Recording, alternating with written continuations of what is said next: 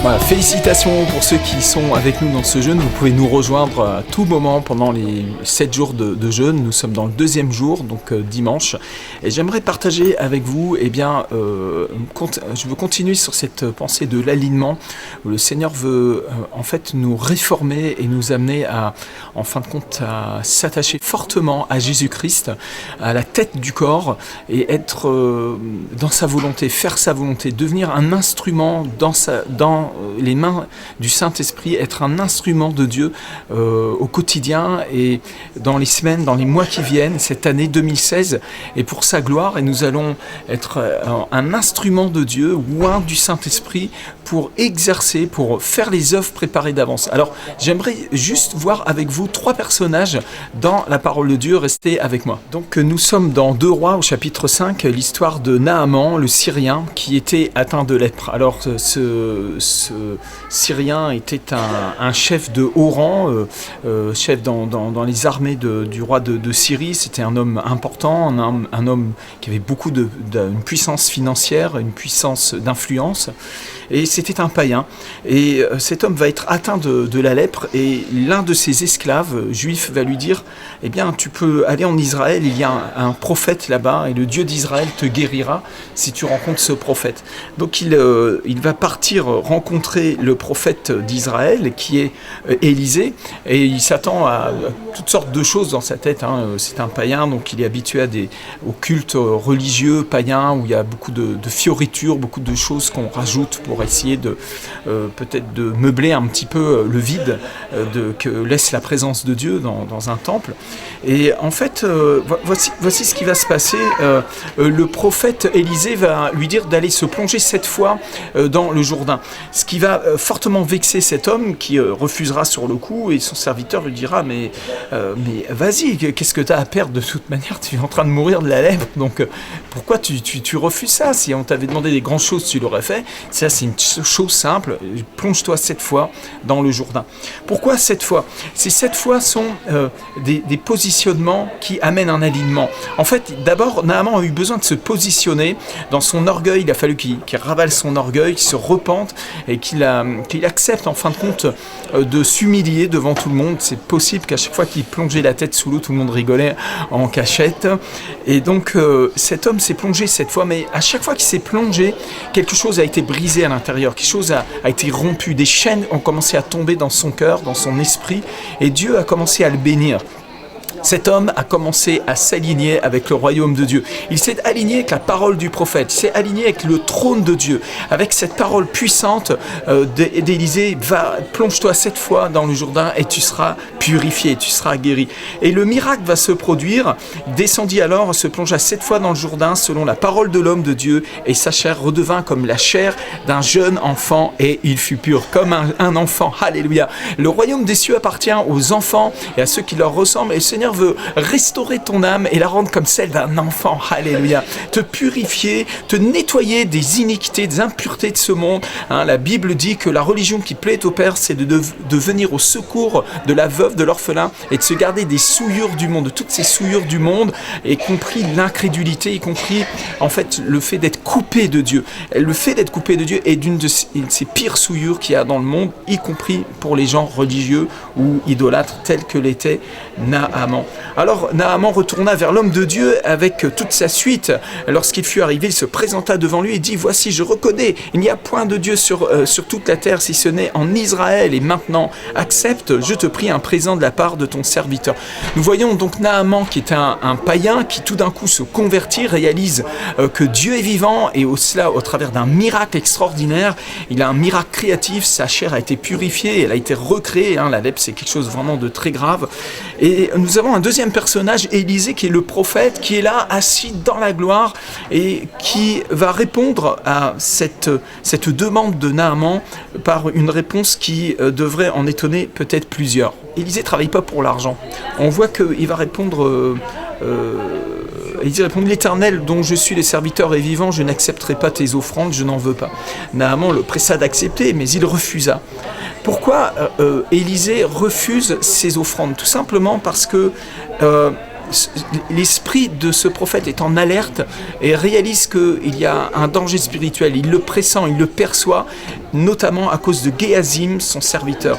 Géasi, lui, n'était pas intéressé par la guérison de Naaman ou à ce que le Dieu d'Israël soit reconnu dans le cœur d'un homme d'influence.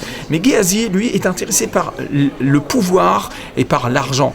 Et nous voyons ici quelque chose, en fait, le miracle qui a produit l'alignement dans la vie de Naaman va produire aussi un alignement dans la vie de Géasi. Et Géasi aurait dû s'aligner, Géasi aurait dû ressentir cette conviction de péché concernant l'amour de l'argent, concernant l'amour du pouvoir. Il aurait dû être sensible, comme Élisée était sensible à l'Esprit de Dieu et reconnaissant la voix de l'Esprit, se repentir. Et en réalité, c'est pas ce qu'il va faire, il va s'endurcir et il va foncer droit dans le mur.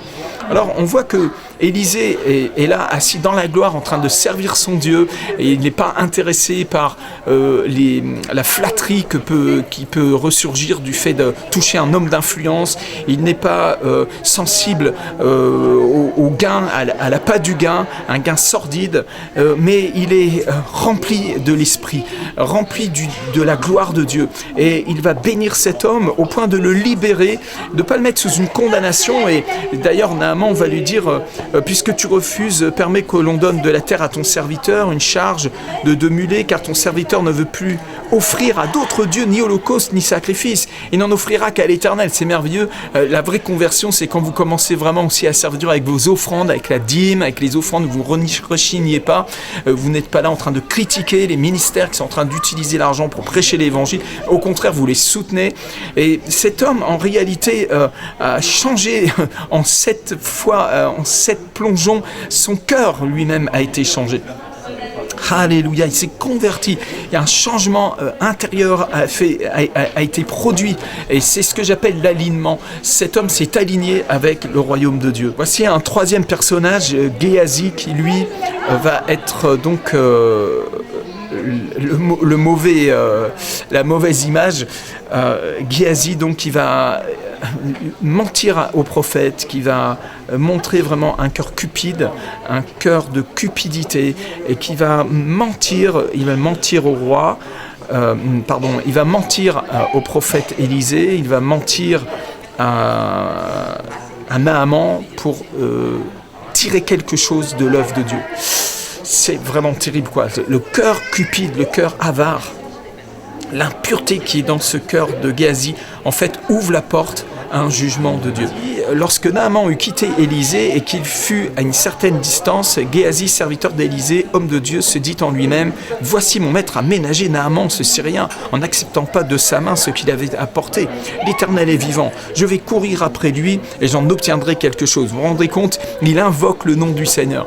Dans l'Ancien Testament, on dit « L'Éternel est vivant ». Aujourd'hui, on dit « Au nom de Jésus ». Et certains disent « Au nom de Jésus, je vais leur tirer du fric et vous allez voir, alléluia, béni soit l'Éternel. » Et ça, c'est des choses qui sont mauvaises, c'est des choses qui amèneront le jugement de Dieu dans la vie des serviteurs de Dieu. Géasi était un serviteur du serviteur de Dieu. Alléluia. Et Géasi avait besoin de s'aligner avec le serviteur de Dieu, avec sa mentalité, avec son cœur d'adorateur. Dieu cherche des adorateurs en esprit, en vérité, pas des gens qui sont dans le concours, dans la prétention religieuse ou dans les affaires de business, mais c'est quelqu'un qui cherche un adorateur, qui va monter à la brèche, qui va avoir de la compassion pour les perdus, pour les malades, qui va aimer les gens et qui va les servir. Un serviteur de Jésus-Christ est quelqu'un qui sert ceux qui ont besoin d'être servis. Amen. Jésus a lavé les pieds de ses disciples. Le roi des rois s'est abaissé à laver les pieds de ses disciples. La Bible dit qu'il mit le comble à son amour en lavant les pieds de ses disciples. Et le véritable serviteur de Dieu est un serviteur. Le plus grand parmi nous sert les serviteurs. Et Géasi a manqué le coche. Il a raté son examen. Il devait être celui qui allait montrer encore plus l'exemple. Eh bien, il va montrer le très mauvais exemple. Il va donc essayer de soutirer à Naaman. Oh mon Dieu, Naaman était couvert de la gloire de Dieu. Il venait de vivre un miracle extraordinaire. Et Géasi vient comme un renard pour essayer de piquer quelque chose à Naaman, piquer la gloire de Dieu, se voler. Oh, c'est terrible, c'est un péché terrible. Voici mon maître a ménagé. Nanana. Et Géasi courut après Naaman. Il court vers son péché. Vous savez, ces gens n'ont aucune conscience. Ils courent, ils foncent droit dans le mur. Naaman, le voyant courir après lui, descendit de son char pour aller à sa rencontre et dit: tout va-t-il bien? Quel hypocrite! Il répond: ils viennent avec hypocrisie, avec flatterie. Alléluia, tu vas dévoiler les cœurs, Seigneur, pendant cette année. Donc Naaman rentre dans cette histoire de Géasi, se fait rouler et il va lui, de bon cœur, donner son offrande à Géasi. Voilà que le prophète Élisée n'était pas un aveugle, mais Élisée lui dit: mon esprit n'était pas absent lorsque cet homme a quitté son char pour venir à ta rencontre. Est-ce le temps de prendre de l'argent et de prendre des vêtements, puis des oliviers, des vignes, des brebis, des bœufs, des serviteurs et des servantes? La lèpre de Naaman s'attachera à toi et à ta postérité pour toujours. Et Géasi sortit de la présence d'Élisée avec une lèpre comme la neige. C'est vraiment terrible. Est-ce le temps aujourd'hui de chercher à l'enrichissement, de s'enrichir sur le peuple de Dieu? Est-ce le temps de chercher à bâtir son petit royaume et de montrer à quel point Dieu nous bénit? S'il vous plaît. Je crois qu'il n'y aura pas d'accélération, il n'y aura pas de multiplication de la bénédiction, il n'y aura pas de bénédiction, et il n'y aura pas de moisson des âmes, et il n'y aura pas une percée des miracles s'il n'y a pas un alignement avec la tête qui est Christ lui-même, la tête du corps. Et il n'y aura pas la gloire de Dieu, et il n'y aura pas la réponse de Dieu dans nos vies si nous nous refusons de nous repentir profondément pendant cette année 2016. L'année 2015 a été une année de positionnement où, comme Naaman, nous avons dû nous positionner et savoir si nous voulions rester dans notre orgueil, dans nos croyances, dans notre positionnement, dans notre système de pensée, ou si nous voulons bien fléchir, et même fléchir 7 fois notre orgueil. 7 fois, c'est la perfection. 7 fois, c'est jusqu'au bout, jusqu'à ce que tout craque.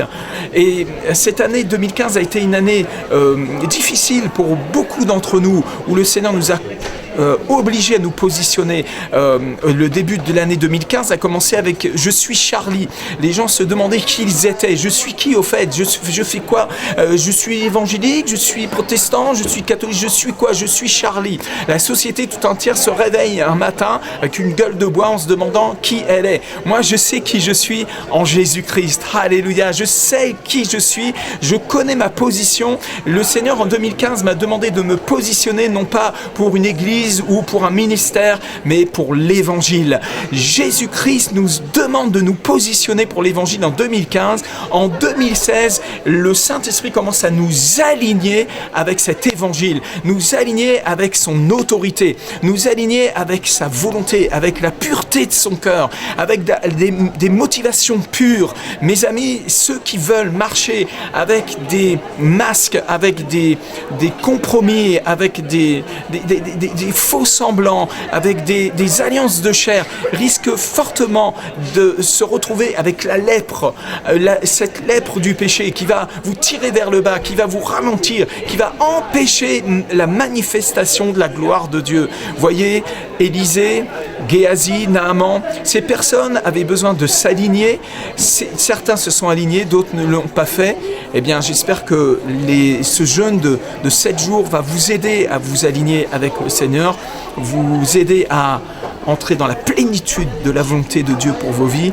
Que Dieu vous bénisse, n'ayez pas peur, le Saint-Esprit est grand et merveilleux, il y a de la miséricorde, le sang de Jésus a coulé, le Seigneur fait miséricorde à qui il fait miséricorde, il est riche en bonté pour ceux qui l'invoquent. Je ne connais personne qui n'ait point péché, je ne connais personne qui ne se soit pas fait avoir d'une façon ou d'une autre par l'ennemi. C'est un menteur, le diable est un menteur. Ne laissez plus l'ennemi vous mentir. Plongez vos regards dans la loi de la liberté glorieuse des enfants de Dieu. Plongez vos regards dans la loi de l'amour, aimer son prochain, passer toutes les barrières, c'est merveilleux, mais surtout, laissez Dieu corriger vos cœurs, corrigez vos croyances, corrigez votre caractère. Que le Seigneur vous bénisse. À demain matin pour une autre vidéo, pour un 3e jour de jeûne et prière. Continuez à nous suivre sur feuetgloire.com. Merci de nous soutenir, merci d'être avec nous. Merci de soutenir l'évangile de vos offrandes. L'année 2016, ça va être très très très chaud. Je vais voyager dans plusieurs pays pauvres et même relativement dangereux. J'ai besoin de vos prières, j'ai besoin de votre soutien financier. Action Mondiale Évangélisation va dépenser des dizaines de milliers d'euros pour faire connaître Jésus-Christ gratuitement, et sans vos offrandes, eh bien, mon ministère va s'arrêter tout simplement au pied du problème.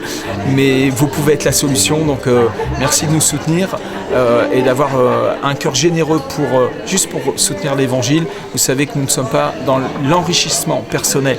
Nous prêchons l'Évangile. Vous pouvez nous suivre de très très près. Vous pouvez même voyager avec moi. Je vous invite. Soyez bénis. Shalom. Meilleur vœu, pleine le meilleur. C'est Dieu qui est mon bouclier. Sa sainte parole est mon épée. Au cœur de toutes les tentations, je déchire le diable et ses démons. Je suis un guerrier de feu et de lumière. Je suis un guerrier.